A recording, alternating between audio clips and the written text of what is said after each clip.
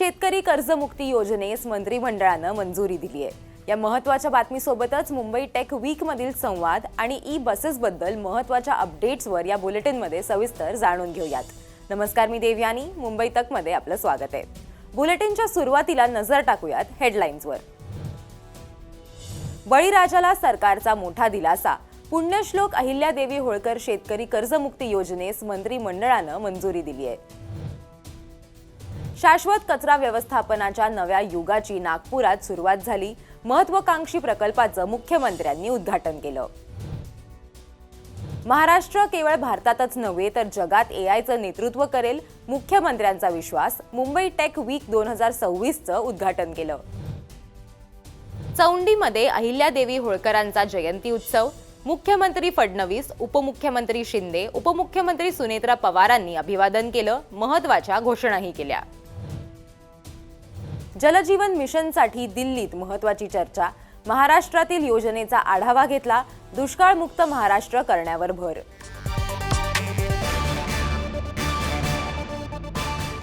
सुरुवातीलाच बातमी आहे बळीराजाला मोठा दिलासा देणारी। शेतकरी बांधवांना 2 लाख रुपयांपर्यंत कर्जमाफी मिळवून देणाऱ्या पुण्यश्लोक अहिल्यादेवी होळकर शेतकरी कर्जमुक्ती योजनेला राज्य मंत्रिमंडळाच्या बैठकीत मंजुरी देण्यात आली आहे। मुख्यमंत्री देवेंद्र फडणवीसांच्या अध्यक्षतेखाली झालेल्या बैठकीत हा ऐतिहासिक निर्णय घेण्यात आलाय। या योजनेत जमीन धारणेचा निकष नसणारे आणि महत्त्वाचं म्हणजे 2 लाख रुपयांपर्यंत ही कर्जमाफी असेल। हा ऐतिहासिक निर्णय घेतल्याबद्दल मंत्रिमंडळ बैठकीत मुख्यमंत्र्यांचं अभिनंदन केलं। या योजनेत कर्जमुक्ती, वन टाइम सेटलमेंट व प्रोत्साहनपर लाभ असे 3 घटक केल्यानं राज्यातील बहुतांश शेतकरी बांधवांना याचा लाभ होणार आहे। ज्यांचं कर्ज हे 2 लाखांपेक्षा कमी आहे त्यांना 2 लाख रुपयांपर्यंत माफी मिळाल्यानं असे शेतकरी हे पूर्णपणे कर्जमुक्त होणार आहेत। ज्यांचं कर्ज हे 2 लाखांपेक्षा अधिक आहे त्या शेतकऱ्यांना 2 लाखांवरील थकबाकी 31 मार्च 2027 पूर्वी भरल्यास मुदत देण्यात येईल। त्यांच्या खात्यातही 2 लाख रुपये शासन जमा करणार आहे। तर याशिवाय प्रोत्साहनपर लाभ योजनेत कर्जाची नियमित परतफेड करणाऱ्या शेतकऱ्यांना अधिकाधिक 50,000 रुपयांपर्यंत प्रोत्साहन अनुदान मिळणार आहे। आता पर्यावरणासंदर्भात एक महत्त्वाची बातमी आहे। कचरा व्यवस्थापनाचा प्रश्न आज जिकरीचा झालाय। मात्र नागपुरात अत्याधुनिक प्रकल्प उभारण्यात आलाय, ज्याची सध्या चर्चा सुरू आहे। पर्यावरणासाठी आदर्श प्रकल्प म्हणून संपूर्ण भारतात ओळखला जाणार आहे। मुख्यमंत्री फडणवीसांनी नागपूरच्या भांडेवाडी डम्पिंग यार्डमधील महानगरपालिकेच्या एकीकृत शहरी घनकचरा प्रक्रिया केंद्राची नुकतीच पाहणी केली। या पर्यावरणपूरक प्रकल्पासाठी प्रशासनातर्फे आवश्यक सहकार्य करण्याचं मुख्यमंत्र्यांनी सांगितलंय। हा देशातला पहिला असा प्लांट आहे की जो विदाउट टिपिंग फी या ठिकाणी संपूर्णपणे खाजगी गुंतवणुकीतून करण्यात आलाय। जवळपास 300 कोटी रुपयाची गुंतवणूक ही या ठिकाणी त्यांनी केलेली आहे आणि हे जे मॉडेल आहे हे इतकं चांगलं आहे की ज्याच्यातनं पुढच्या काळात कुठेही कचऱ्याचे ढीग आपल्याला दिसणार नाही। मुख्यमंत्र्यांनी या प्रकल्पाचं कौतुक केलं आणि सर्वतोपरी मदतीचं आश्वासनही दिलंय। यावेळी मंत्री चंद्रशेखर बावनकुळे, आमदार कृष्णा खोपडे, आमदार प्रवीण दटके, नागपूरच्या महापौर नीता ठाकरे आणि मान्यवर उपस्थित होते। एआयचा वापर आता सगळ्याच क्षेत्रांमध्ये जोरात होताना दिसतोय। महाराष्ट्र सरकारनं देखील आपल्या अनेक विभागांमध्ये एआयचा प्रत्यक्ष वापर सुरू केलाय। अशातच महाराष्ट्र एआय क्रांतीचं नेतृत्व करण्यासाठी अत्यंत सक्षम स्थितीत आहे। आगामी काळात महाराष्ट्र केवळ भारतातच नव्हे तर जगात एआयचं नेतृत्व करेल असा विश्वास मुख्यमंत्र्यांनी व्यक्त केलाय। महाराष्ट्र शासनानं 10,000 कोटी रुपयांची एआय गुंतवणूक, 1.5 लाख रोजगार निर्मिती, 6 सेंटर ऑफ एक्सलन्स आणि विशेष एआय इनोव्हेशन क्षेत्र उभारण्याचं उद्दिष्ट निश्चित केल्याचं मुख्यमंत्र्यांनी सांगितलंय। देश विदेशातून मुंबई टेक वीक मध्ये सहभागी झालेल्या स्टार्टअप्स आणि तंत्रज्ञान कंपन्यांना मुख्यमंत्र्यांनी महाराष्ट्रात गुंतवणुकीचं आवाहन यावेळी केलं।